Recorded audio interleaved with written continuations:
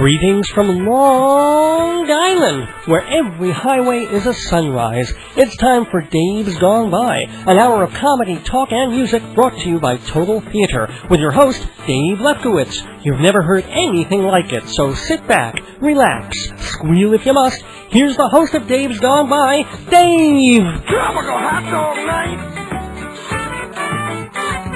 Like two flamingos in a fruit fight! Well, there goes the Daverhood. Welcome everybody to the start of something big. Or at least something 57 minutes long and reasonably amusing and entertaining, and here to ease your way into Monday morning. It's called Dave's Gone By, and it stars me, Dave Lefkowitz, radio personality, theater critic, humorist, monologist, and TV nostalgist. I know I'm a radio person, but I grew up on TV too, of course. And besides, the subject of tonight's show, Steve Allen, had as wide a foot in radio as he did in the tube, or at least early on. And not only that, the late and great Steve Allen is the pluperfect subject for this week's program because he was a funny man, a comedian, a sparkling wit with a zany streak, which makes him ideal fodder 2 days before the Jewish holiday of Purim. For the three people out there listening to the show who aren't Jewish, Purim is a happy holiday where we celebrate the Jewish people being saved from extinction by a twist of... the three Gentiles listening just switched to another station. So, well, it's just us now. So you know what Purim is, but it's a shame we lost those Goyim because our subject on this Dave's Gone By also fits into the later holiday this week, St. Patrick's Day.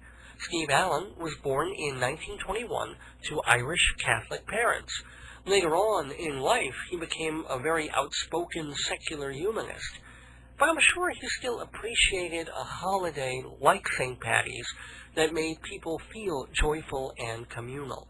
And the third reason the shoe fits, or the show fits, is that only a couple of weeks ago, Dave's Gone By moved back to the 11 o'clock time slot, Sunday nights, 11 p.m. Eastern, which technically puts us at late night. We had a couple of good prime time slots, but then management started getting skittish about content and the FCC, the times we live in. So here we are, standing on the brink of PM and crossing the bridge to AM. And late night is fun. There's a different kind of vibe, a slightly different relationship to the listeners, a little closer, a teensy bit more personal, but also looser, more free, more, oh, what the hell, it's just you and me and a couple of thousand watts. Let's share the moment. Late night has always been about being a little goofy. It's about disregarding those folks in life who take everything so seriously because they're asleep by 9 and they're leaving you the hell alone. Meanwhile, tens of thousands of insomniacs, college students, cab drivers, artists, night shift people, and just folks who don't think late night starts until after 2 a.m. Well, these are the night owls who helped fill a radio and TV empire. But building that empire, on television especially, was Stephen Valentine Patrick William Allen. Milton Berle once called Steve Allen's mother the funniest woman in vaudeville. Apparently, she was also a drunk, and Allen's home life was dysfunctional in extremis. But psychic pain invariably leads to either death or comedy. So, in his early 20s, Steve Allen found himself doing radio in Los Angeles, which led to television, including a couple of game shows, various versions of The Steve Allen Show, and for 4 important years, The Tonight Show, which he created. Just like reality TV or soap operas or courtroom dramas, late-night talk show television has a basic format, certain rituals and expected conventions, but someone, at some point way back, had to invent all that. and that someone was Steve Allen. How did he do it? Well, that is for Ben Alba to tell us. Ben has written a book, Inventing Late Night, Steve Allen and the Original Tonight Show. Publishers Weekly wrote of Inventing Late Night, quote, like Steve Allen, whose sharp wit and genial demeanor appealed to a wide audience, Ben Alba's detailed homage should resonate with a wide array of readers.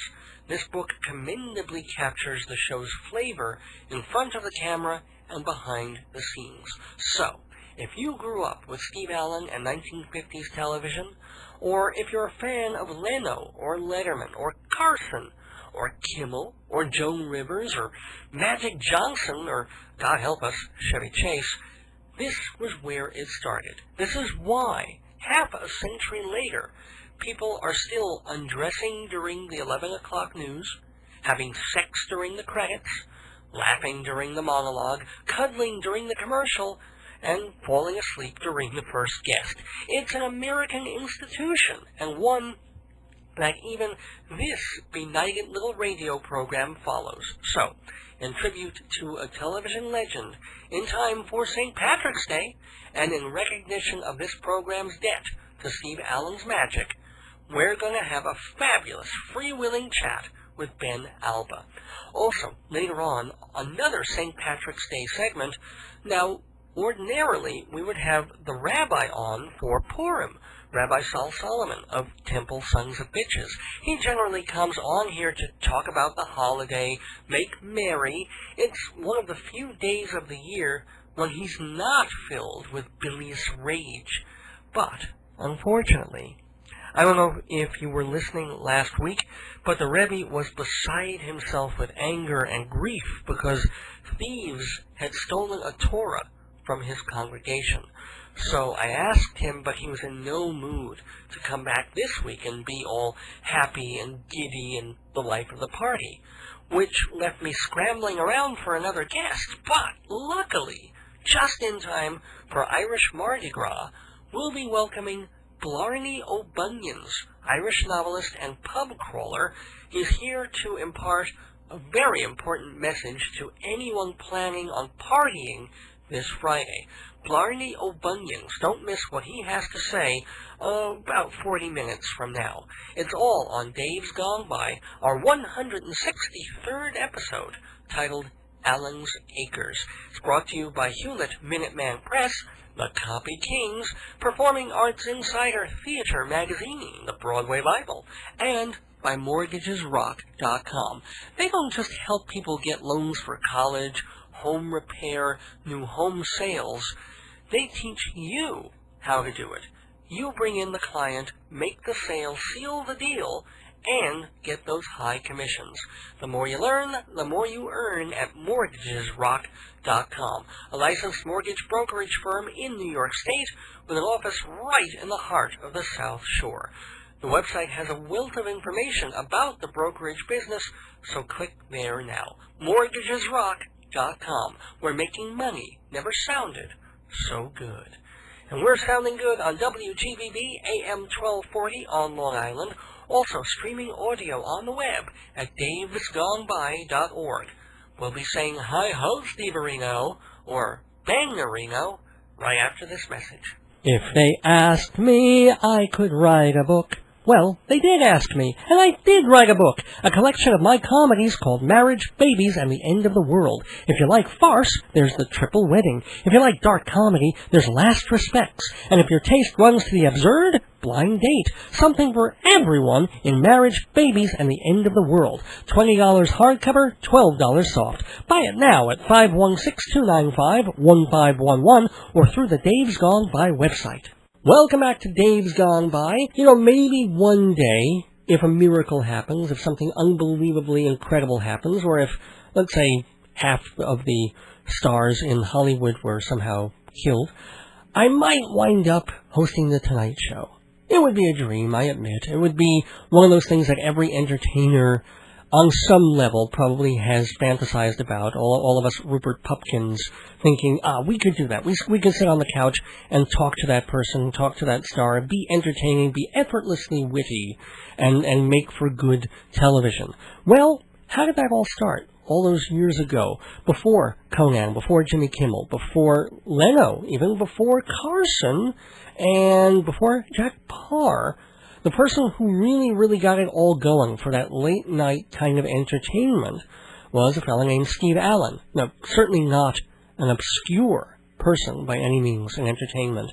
And yet also, I think perhaps a little underrated, a little underappreciated, and especially since his death, not quite getting his due for just how he changed and reshaped late-night television and certainly the talk show format. Now, someone who I'm sure agrees with me, or whom I'm sure agrees with me, see, that's the kind of correction Steve Allen would make, is Ben Alba. And Ben is the author of Inventing Late Night, Steve Allen and the Original Tonight Show. Alba is a law professor at DePaul University, but obviously is interested in the subject and dug into just how the whole Tonight Show thing came about through the genius of Steve Allen. So, Ben, welcome to the Daverhood. Well, thank you, Dave. It's great to be on your show. Thank you. Thanks. And make believe that I'm at this desk here and you're sitting by me on a little I'm chair. on the couch right now. You're on the couch. Okay, good. You can even take your shoes off. In my version of the Tonight Show, I want people to be really comfortable. I'll have another cup of coffee if you have some there. You've got it. You've got it. With a shot of liqueur in there, in fact. Maybe that might come in due time. Hey, now. Well, Ben, the origin of the Tonight Show. Tell. Well, it just it really revolves around a series of experiments that Steve Allen had conducted in early radio and in early television, and it really wasn't the kind of show where he sat down and decided, well, I think I'm going to put the desk here and have a couch, and I think I'm going to interview people in the audience. These were all things that sort of evolved. Mm-hmm. And when he was in radio, and maybe if we just kind of jump back to the mid-1940s, the format of radio at the time was very tightly scripted, and Steve introduced an element of spontaneity into radio that had not really been that well developed at the time. And this is, as he would be willing to admit, out of sheer laziness, because he was hired by a radio station in L.A., KNX, in fact, the CBS affiliate there, to basically spin records and make short announcements in between songs. And everything else that he did was very, very tightly written. So that, for example, if you had, let's say, Rochester asking, or Jack Benny asking Rochester, hey, Rochester, where's my comb? And Rochester might fire back, well, Mr. Benny, it's in your top drawer, right next to your hair. And, that would be funny, but it was scripted, and Steve Allen found a way to kind of take the lazy way out of having to write everything he said by deciding to interview celebrities. And so rather than writing out scripts for himself to read on the air, he would be outlining interviews for celebrities, and he found he could do that with a lot less work, and it would still do quite well in front of an audience. And that was working pretty well until one day when Doris Day, who was the scheduled guest, for some reason, I think it was a booking mistake by her agent, but she just didn't show up. Mm-hmm. And Steve had 20 minutes of air to fill, and he didn't really know what to do because he had an audience there in the studio watching him, and he had already played both sides of Doris Day's new record. So with 20 minutes of air to fill, he thought maybe, and this just kind of came to him, maybe what if I take the floor mic here, which at that time was no small piece of equipment, this clunky thing with the iron stand, and he dragged it into the audience, and he thought, I think I'm going to go interview all of you nice people out here. And that's when he discovered that a nice little exchange between him and somebody in the audience would generate a far bigger laugh than the best scripted line with Bob Hope. So, who would have thought that this was just an epiphany to him, and that was just one of the elements that he took from radio into television and became an element and a staple on The Tonight Show. Well, what is the time frame that we're talking about? Because obviously we all think of Groucho Marx doing You Bet Your Life. Right. And certainly discovering the reason people watched that was not so much the contest part of it or the duck coming down, but the way he would goof around with the contestants. Right. So was Marx after, before, middle? Well, actually, Marx was a big fan of Steve Allen, and the Steve Allen show that I'm referring to ran about in the late 1940s, around 1948 to 1950. Oh, that early? Yeah. Oh, okay. So, yeah, Marx wasn't until, what, the late 50s, right? Maybe early to mid and late 50s, yeah. Throughout the 1950s, he was on there. But Marx was a great admirer of Steve Allen. In fact, Bob Hope, there's a story that Bob Hope was in a car with one of his, I forgot the name of one of his dear friends, but they were driving around Hollywood, and Bob looked at his watch and said, wait a minute, if it's 11 o'clock, I think we better get to a radio so we can listen to this young kid, Steve Allen, because he was a big admirer of his.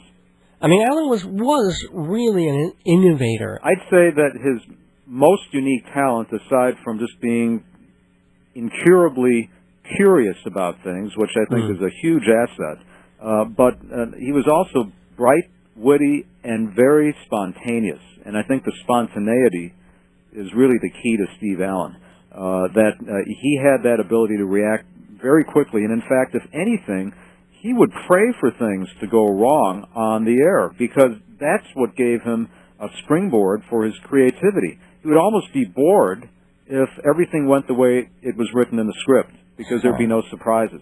Well, what are some of the real actual examples of times when things went a little haywire and he was there to, pick up the pieces like magic? Well, here's one example. He was supposed to be doing this nightly demonstration, commercial on-the-air demonstration of the miracle material at the time called fiberglass. Sure you remember that. And there was a fiberglass chair, and he was supposed to take a sledgehammer and bang it against the chair and prove in front of millions of people on the air how indestructible that chair was. And that was working for a few nights, but then one night he took the hammer to the chair, and for some inexplicable reason, the chair just shattered into hundreds of pieces. And without even missing a beat, Steve Allen looked at the audience and said, well, ladies and gentlemen, just as you guessed, this sledgehammer is made of fiberglass. How quick that guy was. Yeah, that's and he could recover. Because in those early days, there was no tape delay. I mean, you couldn't just stop tape and edit and then fix the mistake. It was live, and every moment counted, and you had to recover and figure out what to do if things were not going the way they were planned. And it was really funny, because I was one of the people. There were about 35 people that I interviewed for this book, who were both in front of and behind the cameras. But the first producer of the Tonight Show, Bill Harback, was commenting to me about that era, and I just kind of made this offhand remark about, well, yeah, you had no tape delay back then. And he said, no tape delay? There was no tape. And, I mean, just imagine what that was. It was really an adventure going back into that early era of television. Wow. And any other examples of times that he really just went caught something and turned disaster into magic? I don't know if it's so much turning disaster into magic as much as his ability to know how to react to a guest. And he had a lot of fun with just everyday folks in the audience. And oftentimes, the decision that he would make, and he had to make it right on the spot, had to be the right one to bring out the humor that he found. And one night he was taking the show on the road to Miami Beach, and the Tonight Show under his leadership was one of the first shows ever to go on the road. And so he was interviewing different people in the audience, and one of the guests that he had on the show was the great golfer Sam Snead. And maybe a few minutes later into the show, he was out in the audience, and he found Sam's wife just sitting there, and he had her stand up, and he introduced her, and he said, ladies and gentlemen, here we have the wife of the great golfer. Here's Mrs. Sam Snead. And audience applauds politely, and then Steve starts interviewing her, has a nice little exchange with her, and then in the course of the discussion, he asks her, well, do you have any superstitions that you follow that help your husband perform better in his golf game? And she said, well, every night before he goes to bed, I kiss his balls. Oh, no. And Steve made the right decision. What he did was he just did a deadpan take into the camera and did not change the expression on his face. Right. The audience started dying, and about a good minute and a half into the laughter, and he was still deadpan, Mrs. Snead catches herself, and she goes, oh, I mean his golf balls. And it made it even worse. Yeah, of course. And this is a story that was told to me by Steve Lawrence, who was one of the regular singers on the show during that time. Oh, that is. But I mean, isn't that? I mean, just to be able to recover like that, or to make the most out of the situation like that, where you know there's nothing you need to add to that, and that laughter just went on for a good 2 minutes. Well, you know, Carson learned from that. I mean, that's where he learned. I'm assuming. I mean, he had his own great skill, of course, but the idea of if he tells a lousy joke, the best thing to do is just sort of stay there, not move a facial muscle or anything, and let the joke die. And then, I interviewed Bob Costas, who had himself interviewed Steve Allen, and Bob had really admired just that ability of that look in terms of, you know, don't you wonder what I'm thinking right now, or I don't think there's anything I could add to that. Well, we have a lot more to add about Steve Allen, because we're talking to Ben Alba, author of Inventing Late Night, and we'll do that right after this. If you're a good American, that means you like to own things. Well, now's your chance. You can own a piece of my show. That's right. Dave's Gone By is ready to promote you. If you have a product, event, or service to hawk shamelessly, you can buy 30 or 60 seconds of advertising time on my show. You can even be a sponsor. Just imagine. This week's News Gone By is brought to you by you. We'll be right back after this word from your product. Advertising on Dave's Gone By is cost-effective and reaches listeners not only on Long Island, but on the web all over the world. To get a piece of the Dave, call 516-295-1511 or email davesgoneby@aol.com. To see our disgustingly low ad rates, check our website, davesgoneby.org. Remember, you could be talking to you right now. Are you listening? Hi, I'm Ben Alba, author of Inventing Late Night, Steve Allen and the Original Tonight Show, and you're listening to Dave's Gone By on WGBB and DFSX Radio. Welcome back to Dave's Gone By, and no, it's not the Tonight Show, but we're asking a whole bunch of stuff about the origins and invention of the Tonight Show, and a man who really made that happen, Steve Allen, way back when, with a man who is now an expert on all of it because he's written the book Inventing Late Night, Steve Allen, and the Original Tonight Show, Ben Alba, and so far it's just been these wonderful stories of how Steve would take situations where things would go wrong and think of these wonderful quips, or second-guess what the FCC might be thinking. Oh, I don't know if there was an FCC back then, but... Well, there was actually quite a bit of censorship at the time, and not so much that the censors would be coming in as much as the writers would be censoring themselves. Because, I mean, you couldn't even say the word pregnant on television. And Lucy, as you might recall Ricky from the old I Love Lucy shows, Lucy was expecting she wasn't pregnant. And so a lot of the writers, there was a certain amount of caution that they had to take, but sometimes I was talking with one of the writers named Bill Dana, who later became a comic actor in his own right with the Jose Jimenez character that he crafted. And on the Steve Allen Show. That's right. Yeah. And Bill had told me that he started actually as a writer on the show. He wasn't originally a character actor, but he was a writer.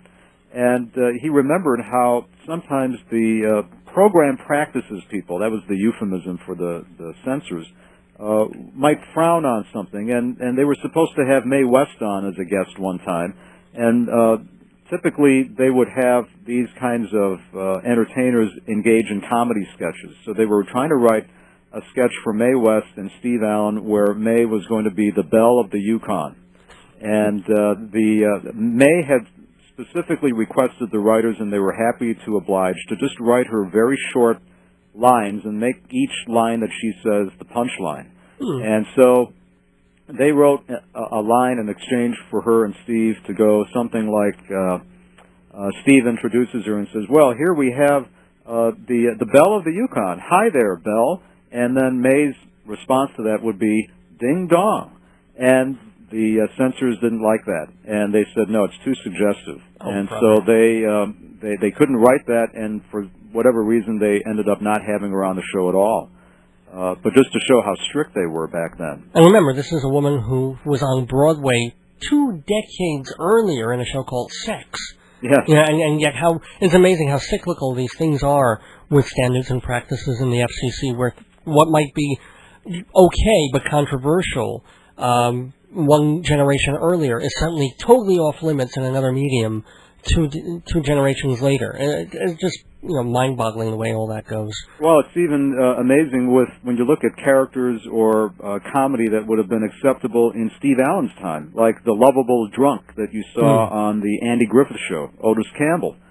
You'd never have anybody like that portrayed today in that manner. I mean, I talked and interviewed with one of the current vice presidents at NBC, Rick Ludwin, and he was telling me that if you had a character like Otis on a program today, they'd have to show that he was going into rehab or going into a clinic. And even when he was overseeing the production of the 1980s era comedy, Cheers, you'll notice that you don't really have that many drunks there in the bar, even though a lot of these people have been drinking, but they don't portray people as being drunk. Yeah, they're always, whereas it would have been much more acceptable in the heyday of Steve Allen to have characters like that. Yeah, it's actually, we had to turn to the cartoons. That's what saved everything in the 1990s. It was, The Simpsons was allowed to have Barney Gumble, or Family Guy is now as characters who do a lot worse things than drink. So, I mean, thank God for them. We're also talking about the Bill Dana and Louis Nye had characters. Steve Allen, the whole character thing, I don't know if he quite invented all of that. I mean, that came from radio too, but that's something that still continues to this day with Letterman, the guy under the stairs, or the crazy person who does this, or Leno will have his character-type people go out there and do things. Yeah, the eccentric guests or the kind of weird people that are really not professional guests. They're not actors or comedians. And the early Tonight Show, Steve Allen had a knack for being able to discover these people and bring them aboard, and they would be extremely entertaining. I mean, we had a lady that was featured in one of the Miami Beach shows. Her name, she just went by the name Mrs. Deal, D-I-E-H-L.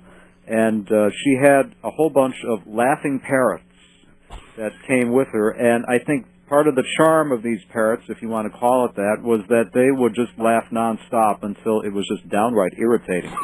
And they closed the show one night with those parrots laughing, and they just never stopped. So, I mean, she's one example. Then there was a guy named Mr. Drapo who came on the show, and he taught Steve how to make a dress in 30 seconds. Whoa.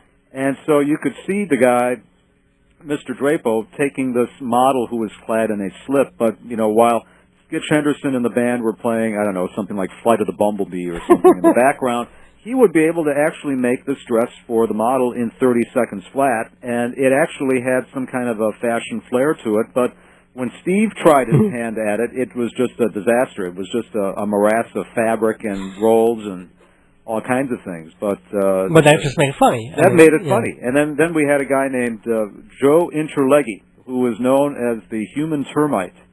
And he could basically bite and eat into wood. And one of his other tricks was that or not really tricks, but stunts was that he could pull a truck on the outside of the Hudson Theater there on 44th Street in New York. He could pull that truck using his ears and some cable. That's like and you had Steve Allen there right in front of him with the cameras there looking right down on him there at the curb. And he could literally do that. He'd be walking backwards on his hands and feet and pulling I think it was like a mail truck, something like that there. But it was just amazing. I mean, just very, very strange feats that people could pull.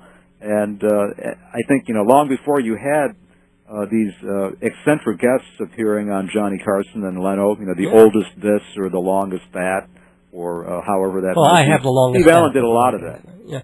Well, that also goes back to what I said at the beginning of the interview, was that Letterman had enshrined Johnny Carson and then said all these wonderful things, obviously when he was still alive, and then as part of the eulogy thing, and whereas when Steve Allen passed, it was kind of a little more low-key with everybody, but he has as much or more of a debt to Steve Allen than he ever did to Johnny. I'll tell you, though, that Letterman actually did pay great credit and great homage to Steve Allen. Oh, good. He had Steve Allen, I think, on one of the very first daytime shows that Dave had back in around 1980, and he even told Steve, the desk, you basically brought the desk to television. We wouldn't be here unless you had come before us. So he really honored Steve, and in fact, he made no small bones about the fact that at the time he had been given a daytime show, he ran over to the Museum of Television and Radio in Manhattan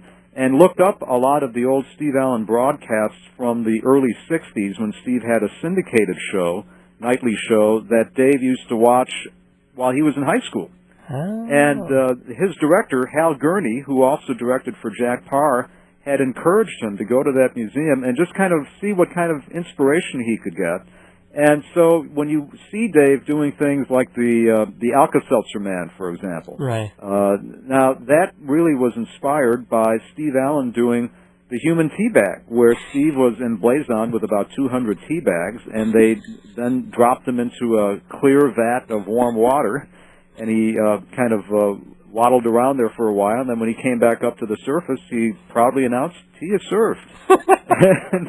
That's funny now. It's just such a wonderfully absurdist idea. It was I don't know if he wrote that idea, but to do it and to, It was always young humor, and I think that was another key to Steve Allen, was that it never got old or stodgy, and it was just because he had this youthful sense about him, and he was a hit in his early career among college students. I found, sure. and I quote in the book, a review when Steve was still in his 20s about how the students at University of Southern Cal loved what he was doing on television. And then, would you believe that the night before Steve passed away in October of 2000, he was performing before a standing room only crowd at Valley View Community College in Southern California. So, I mean, he had young kids admiring him for many, many years throughout his career. Yeah, although something did happen towards the end there, and I never quite understood why, of all people, he would be involved in all that. But the last thing, and I think this also worked against him, that we remember about Steve Allen was towards the later years his campaign to clean up television. Right. And I was like, what the hell's wrong with... I mean, you were out there live on late night. The whole point was pushing the envelope and trying to give a wink or a deadpan and let the audience know that something dirty was going on without giving away the game. Well, you have to ratchet that up 50 years later because we're more and or less sophisticated now. But how, of all people, can you be the one out there saying, don't use this language, don't talk about sex, there's too much violence? Do you get where that all came from? Where did it shift? He was trying to make a point that I think might have been, maybe it was lost in the way it was presented or the way it got portrayed in the media, but his main concern was the introduction of vulgarity for its own sake, without making a point, and making it part of the mainstream so that children were exposed to it. This is the same man that admired people like Lenny Bruce, yes, and would put them on the air, even in an age when a lot of other broadcasters wouldn't want to take a chance on him. But what Steve Allen admired was the fact that Lenny Bruce, despite his vulgarity, was making social commentary, that he was a social philosopher. And what seemed to rile Steve up was humor that went for vulgarity strictly as the punchline or for a cheap laugh, rather than to make a more intelligent point. And that when it was in the mainstream and in front of children like that, he was most concerned about how that would be absorbed into maybe the coarseness of society. So that, I think, when you try to explain that to maybe a more mainstream audience, maybe it wasn't as clearly defined. But Steve wasn't the only one. I mean, even Jonathan Winters, when I interviewed him, expressed that same concern, and Jonathan said he has never ever had to perform Blue, and in fact when he would be booked at various nightclubs and he might be asked by the owner about, are you going to make jokes about the chicks in the first row of the audience, or about how you want to go out with them after the show and things like that, and he said, well, I don't know if you really want to have me here. I've always been a hit with audiences young and old, and I've never had to resort to that. So it was something that Steve felt strongly about, and he always was not afraid to take a risk on a political topic throughout his career. I mean, he was championing civil rights when he was younger, and he was against the death penalty and nuclear war. He had programs against organized crime where he would conduct serious discussions about that and McCarthyism. So that this is one of many stands that he had taken, but maybe because it was so late in his life that, yes, unfortunately, he might have been characterized as maybe an angry old man when so much of the rest of him was just a very young, humor-filled, energy-filled entertainer. Actually, you mentioned McCarthy, so I want to go there, especially since there's been so much renewed interest in that era, thanks to Good Night and Good Luck. Yes, that's right. He would have been on TV from the 50s to the end, during that whole time. So at what point did he take a stand, and what stand did he take? Well, he had shows let's see, I'm just trying to recall, probably around maybe 1954 or 55, where he would bring in a panel to discuss McCarthyism, which was something that was just not discussed on a show like that before. And that the stand that he took was that it really shouldn't matter what the political leanings of a guest would be, and so he would have people on that were blacklisted. In fact, the network had urged him not to put people on there, and he had Jack Guilford and Jack was blacklisted. He had one other comedian on, Abe Burrows, I think. Oh, my God. Was another guy that they didn't want to have him on, and in fact, Lena Horne. Lena Horne was blacklisted because of her support of civil rights, and she had gone through sort of a down period in the early 1950s, and in fact had to go travel to Europe and perform there in order to keep her career going at the time. And he had no problem having her on the show, and in fact he remained very, very good friends with her throughout the rest of his life. And he was successful enough or respected enough by the network that he could get away with telling them, I want these people on my show? It appeared that he was, because I interviewed one of his principal writers, Herb Sargent, who went on to become the supervising writer for Saturday Night Live. And Herb said of all the experiences that he ever had throughout his career, the one that he really got the most satisfaction out of, he said including SNL, was working with Steve Allen, because he got such a charge out of a guy that acted on principle. And he remembered, and he literally quoted in the book about this exchange that Steve had with some of the network brass. You know, when they told him, no, don't put these people on there, and Steve would go, well, goodbye, I'm having them on. And Herb said, I just got such a great charge out of that. Rightfully so. Ah, fine wine, great books, priceless antiques. All that's missing is something to listen to. But of course, episodes of Dave's Gone By, the music, the comedy, the perceptive talk, entire shows preserved on compact disc, any episode you choose. Just $12, shipping included. No home is complete without Dave's Gone By on CD, so visit davesgoneby.org because you're worth it.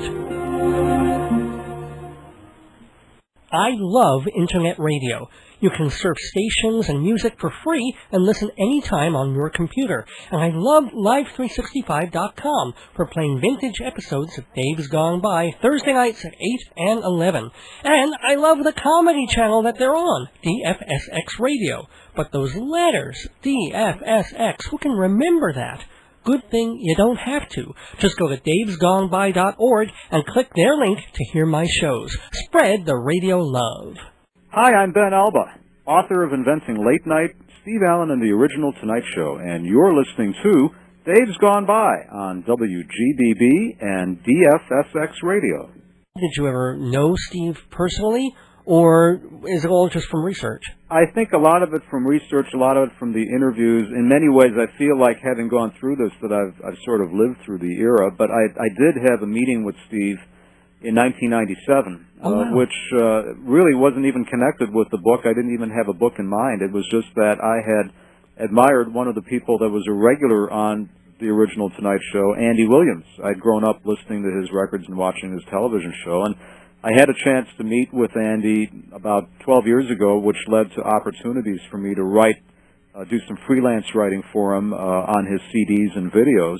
And as a result, I ended up, as I got more curious about Andy's early career as a regular on The Tonight Show, I was able to contact Steve Allen and find out more about what Andy's early career was like. And when I met with Steve in his office in Van Nuys, California, two things really surprised me about that meeting. One was I didn't know the extent to which Steve was involved in literally inventing late-night television. I mean, he really invented an original American art form because, you know, when you take for granted the desk and the monologue and kidding around with the band leader and the celebrity interviews and going to the audience and having these exotic animals and eccentric guests and stunts and all these things, I mean, they all began with that one man, Steve. And he was so proud of these early shows that he did, and yet he was also very saddened by the fact that hardly any video evidence of those shows exists. So that got me thinking, and a couple of weeks later I asked him if it might be possible if we could collect all the memories of the people that were involved in these early shows and put them in a book form. And that's when he told me that if I wanted to take on this project myself, he would be happy to refer me to all of his friends and colleagues. And I thought, well, how do you turn something like that down? So, that's when I embarked on the 35 interviews and getting more and more in touch with people that knew Steve. And then he would send me audio clips or video clips of some of the rare programs that still exist in his archives, as well as newspaper clippings and reviews and other materials. So slowly but surely, the book began to take shape, but unfortunately, Steve passed away very suddenly in October of 2000, but then I approached his family about a year or two later. Was Jane Meadows helpful? Jane Meadows was extremely helpful, right. And in fact, she had appeared on a number of book signings with me in the Los Angeles area about 3 or 4 months ago. Oh, that's lovely. And just a wonderful, I mean, I think this is almost therapeutic for her, where she gets to kind of relive the days with her husband, and I think it was, you can tell, it was just a wonderful marriage that they had for 46 years. And it gives me a very warm feeling, and it makes me feel both humbled and gratified to know that she really loves the book, and she has been very supportive of it. Is it the first book you've written? It is. Or is there another in the pipeline? Well, at the moment, I'm not too sure. I'm thinking possibly of trying to focus on some of the great musical comedy variety shows in the 1960s, which I think is a lost American art form. We don't really have those anymore. You're talking about like the Liza with a Z and My Name is Barbara kind of things? That thing, or Dean Martin's show, or right. Andy Williams when he had his show, or Perry Como, things like that, and going into the Sonny and Cher era. Those do, I mean, maybe thanks to all the nostalgia channels, and I know that I keep seeing the infomercial for the Dean Martin DVD. That's right. So there's got to be something of a resurgence for these shows, even though they were kind of slick and kind of dumb. There was also a great amount of talent and just, I don't know if I call them quite an art form, but certainly of an entertainment form. Well, that was valuable. I would say, my theory would be that they were actually, in many ways, quite original in the sense that a lot of the numbers that were written for the show, particularly where it was a musical host, where they would have to interact with the guests, they would be written just for that 1 week, and then you'd have to move on to something else. But I always remember a production number that Andy Williams did. It was with Elton John, who made his first American television debut, network debut on Andy's show in 1971, and Ray Charles, Elton and Ray were playing the piano, and Cass Elliot, and they were all singing together, and it was a great number. And you just don't have that kind of television anymore, where you have all that kind of interaction between the host and the guest. Usually now the guests do their own thing, and then that's it. Well, what song were they all singing together? They were singing a song, I think this was a hit back at the time, called Heaven Help Us All. Okay, I can't really place it. And I think, I'm trying to remember if it was Ray Charles that wrote it, or one of your listeners I'm sure would know, but it was a pretty big hit back at the time, and they were doing that. It was a great number. I guess to close this interview with Ben Alba about Steve Allen, and I mean, we're going back to Steve Allen, you interview, as you mentioned, a bunch of people in the book like Jane Meadows and Bill Dana and Herb Sargent, and some of the great comedians I know. In fact, some of them we've already lost since the interviews. I did an interview a number of years ago with Louis Nye, who passed away recently. SKIT Henderson, I think most recently died in November of 2005. Right. And then Bobby Short, I may possibly have gotten one of the last interviews with Bobby just about a year ago in February of '05, and he passed away in March. What was his connection to? Well, he was a guest a couple of times on the show, and he had some very insightful and I think poignant observations of what it was like for artists of color to perform on television at that time when they weren't really that welcome on the air. And it was Steve Allen who was one of the very few people that gave them a national platform. And really, in Bobby's words, Steve was able to do this and not really make a big to-do about it. He just had you on because he believed you were talented. In fact, Steve had written an essay. He was invited to write an essay for Ebony magazine, and he titled it "Talent is Colorblind," which really reflected his views. But Bobby Short was somebody who passed away. The writers, Herb Sargent and Stan Burns, and quite a number of other people that, unfortunately, it's a generation that's passing before us, but I'm just so glad to capture these recollections before they're too late. Can we get like one more quote or two of some of these things that people have said about Steve, even if they're not particularly funny, even if they're more eulogical, if that's a word? Well, I'm making a word. It's a word. Which had that bell that Steve had. Well, eulogical, I'm sure it would go right up there with schmock, I think, that Steve Allen would have.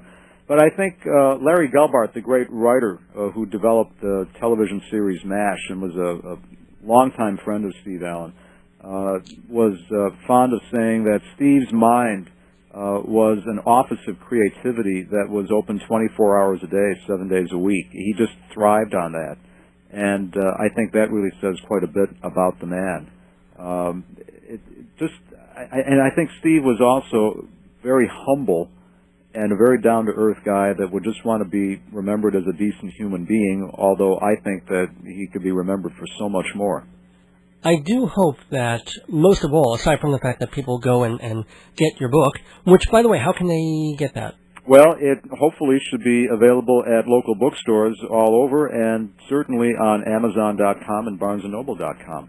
And it's called, again, Inventing Late Night, Steve Allen and the Original Tonight Show. So with forward by Jay Leno. I forgot to mention. Cool. Jay Leno doing the forward. It was very nice to do that. It's Prometheus Books, right? That's correct. Publisher. So I obviously hope that people go out and buy this book, but also that we really appreciate and rediscover, maybe at some anniversary point, one of the networks will cobble together some of the best ofs, or they'll get enough material to do a DVD set like they're doing of Dean Martin and really show the best of. Because I remember seeing Steve Allen's show clips on public TV and seeing Louis Nye and Bill Dana and and Pat Harrington and some of the other character actors. I've interviewed all of them, and fortunately, in terms of the Steve Allen Show, which was a primetime show that Steve did for NBC, a lot of those videos do exist. It's the early Tonight years that have almost been obliterated, unfortunately. And even if you had people like Eleanor Roosevelt or Richard Rogers or Jackie Robinson or Carl Sandburg on the show, the networks just didn't have the mentality at the time was that they would just either tape over stuff or not. Well, they didn't even have tape back then, but they just didn't. If they needed more shelf space for other things, they would just burn the kinescopes. Well, I mean, the call just goes out to all the networks and to folks who might have archival material. Before you sell that house, before you close that warehouse, look around in the rafters and the attics. You never know. Maybe there's Kinneys in there from God knows what, and hopefully we'll find more of that original Steve Allen and Tonight Show material. But at least we can live it mentally and imagine it through the pages of Inventing Late Night, thanks to Ben Alba. Ben, I want to thank you so much for sharing your Steve Allen thoughts and histories and memories on the neighborhood. Well, it's been a blast, Dave. Thank you so much for having me. Thanks. print it, copy it, send it as a gift. All that and more at Unit Minuteman Press, your full-service printer, family-owned and operated since 1975. Photocopying, printing, wedding invitations, engraved gifts. Minuteman, 1315 Broadway in Hewlett. Call 516-569-5577, 569-5577. On the web at unitminutemanpress.com. Mention Dave's Gone By and get 10% off.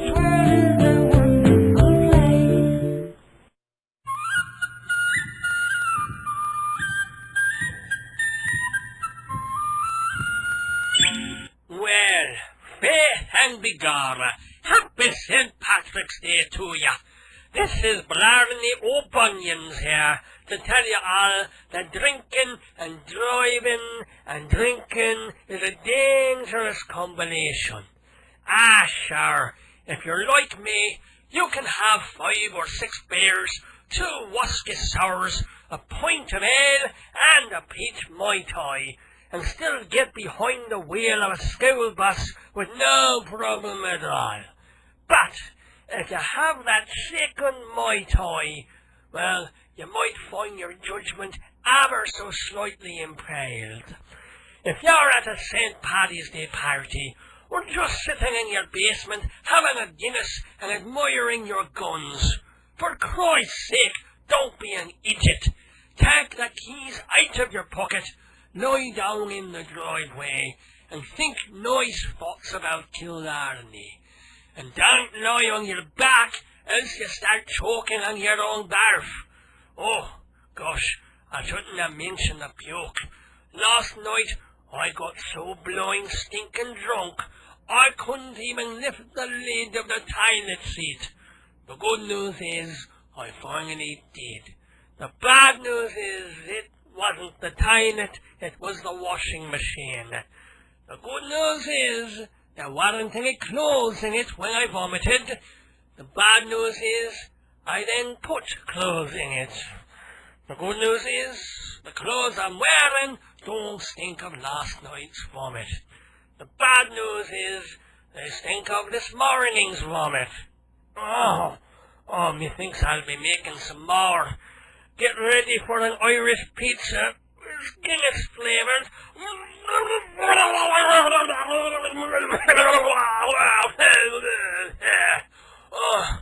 Oh, by the great ass of Minerva, that was nasty. Now, I may be a fool to mix up me drinks, but I'm not such a fool as to think I can drive in this condition, and neither should you.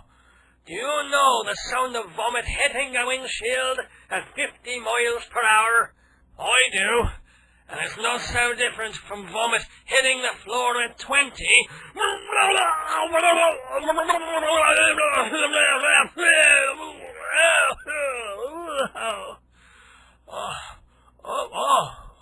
What do you know? I did have onion rings with lunch.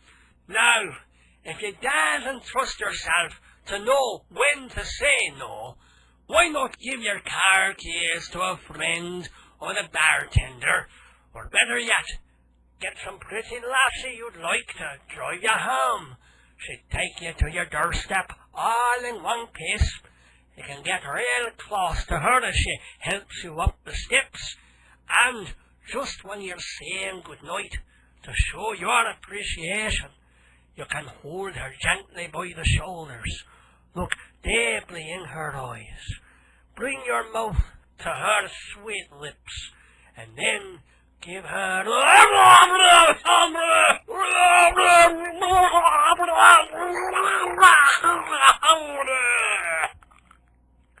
Well, maybe just a handshake. Actually, my hands are shaking right now. Or are my hands steady, and it's my eyes that are shaking. Where was I? Oh, yeah.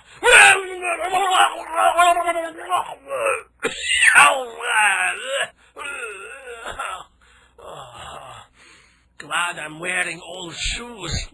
Now, boys and girls, alcohol is a drug. It's addictive, it changes your personality, it kills brain cells, it changes your personality, and it ruins your ability to make good love. No, wait, that's marriage. Hold on a tick.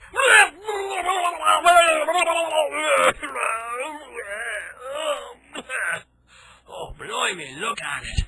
It's like the movies they show behind the Jefferson airplane. But you get me drift. If you must drink, and I must, drink reprehensibly. Don't drink and drive.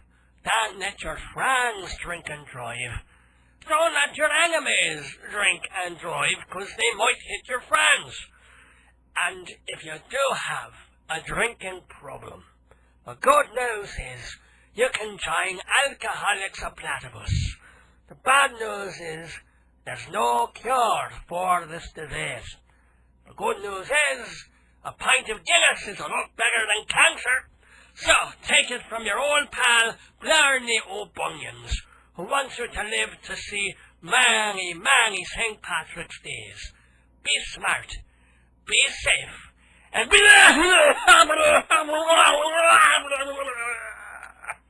A public service message from the ancient Hibernians, the Irish Republican Army, and the good people at Guinness.